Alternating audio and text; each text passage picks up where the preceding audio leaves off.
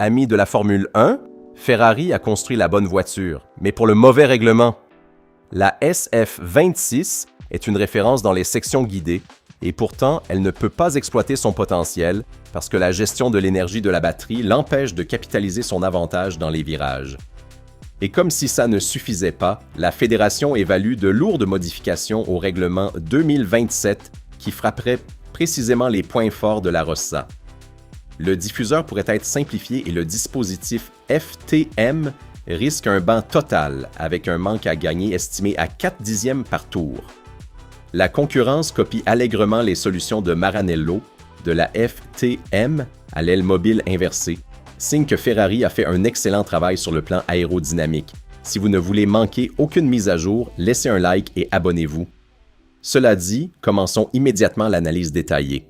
C'est un début de saison frustrant pour Ferrari, qui sait avoir réalisé une excellente voiture sur le plan châssis, mais ne peut pas en capitaliser l'avantage. La raison n'est pas uniquement le manque de chevaux de la Power Unit, c'est aussi un règlement qui ne valorise pas les performances dans les virages. La SF26 reste encore le point de référence dans les sections guidées, aussi bien à haute qu'à basse vitesse, où elle construit un avantage qui s'évapore cependant rapidement en ligne droite.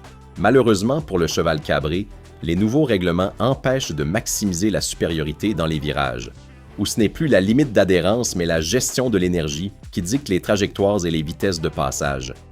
Malgré les modifications réglementaires qui ont rendu la conduite légèrement plus traditionnelle, la priorité reste d'économiser de l'énergie dans les virages pour disposer de la puissance électrique en ligne droite. Oser davantage dans les sections guidées ou anticiper le retour sur les gaz est pénalisant. On consomme la batterie et on perd plus de temps en ligne droite que ce qu'on gagne dans le misto.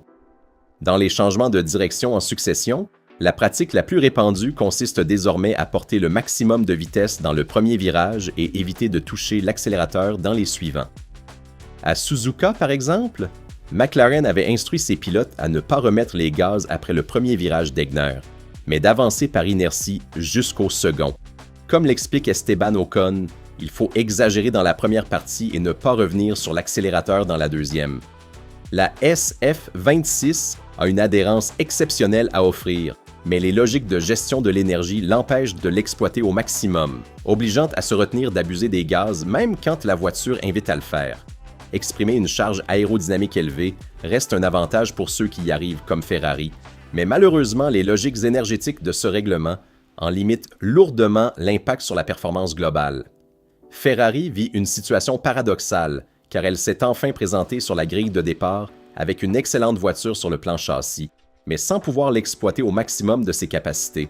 Un témoignage de la qualité de la SF26 et le travail de la concurrence, qui prend librement inspiration de plusieurs solutions imaginées à Maranello.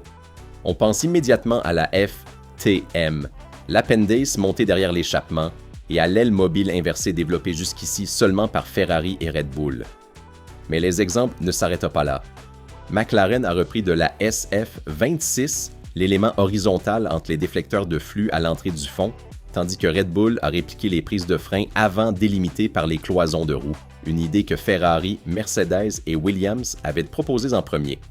La sensation est qu'à Maranello règne un climat de travail plus serein qui invite à expérimenter et à risquer. On l'avait deviné dès le lancement de la SF26, enfin plus agressive dans sa suspension avant-après des années de conservatisme. Malheureusement, tout cela passe au second plan parce que les qualités aérodynamiques ne suffisent pas à compenser les lacunes de la Power Unit. Le problème principal de Ferrari reste le grand retard en ligne droite, seulement en partie effet secondaire de la charge et de la résistance aérodynamique importante que la SF26 traîne avec elle.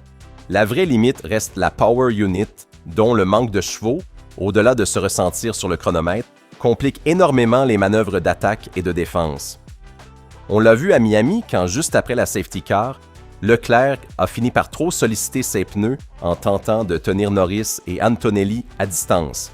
Le Monégasque a subi une surchauffe et une rapide baisse de performance, ce qui a encouragé le muret Ferrari à anticiper l'arrêt pour couvrir celui de Russell, perdant ensuite un temps précieux à se frayer un chemin dans le trafic. Le cheval cabré s'accroche à l'espoir de la duo. Rentrer dans la tranche des 4% serait fondamental. 2 mises à jour cette année et autant l'année prochaine plus des heures supplémentaires sur banc et des allègements du budget CAP. Il faudra ensuite comprendre si développer le moteur actuel suffit ou si Ferrari doit repartir d'un concept différent comme Audi pour 2028. La réponse de la Fédération après le Canada sera déterminante, et comme si tout cela ne suffisait pas, la Fédération identifie certaines zones des monoplaces actuelles qui pourraient subir d'importantes modifications réglementaires réduisant la charge aérodynamique pour 2027. Les voitures de nouvelle génération reçoivent un développement très agressif et les premiers packages apportés à Miami ont garanti environ 4 dixièmes de gain. La charge aérodynamique est supérieure aux attentes et la Fédération évalue de la réduire à travers certaines zones de la voiture afin de disposer aussi de plus d'énergie à utiliser. Selon ce que rapporte Autoracer, la Fédération aurait demandé à certaines équipes une préétude sur les modèles C, F, D dans plusieurs zones.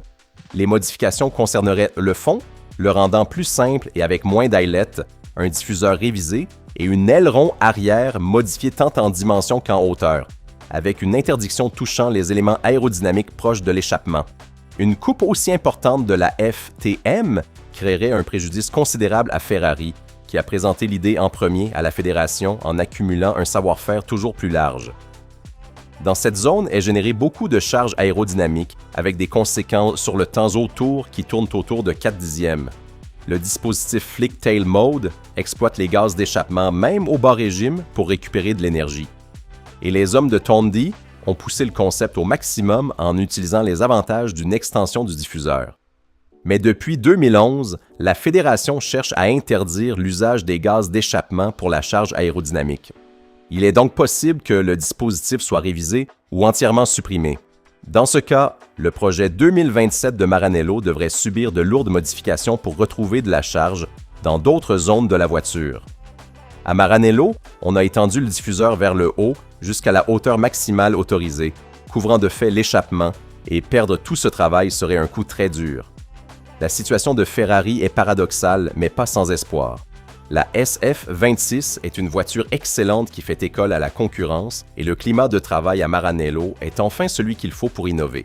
Le problème est que les qualités aérodynamiques ne suffisent pas à compenser les lacunes de la Power Unit et le risque de perdre aussi l'avantage de la FTM en 2027 rend tout encore plus urgent. La Duo reste la clé pour l'avenir immédiat et Maranello doit bouger vite à la fois sur le moteur et sur le plan réglementaire pour défendre ses innovations. La route est longue, mais la partie est loin d'être terminée. Il y a quelque chose d'ironique dans tout ça. Ferrari construit la voiture que tout le monde copie, imagine des solutions que personne n'avait vues, et pourtant souffre de règlements qui ne récompensent pas ses forces. Quand le moteur sera là et la Duo activée, tout ce travail sur le châssis émergera dans sa pleine valeur. Il faut juste tenir jusqu'à ce moment.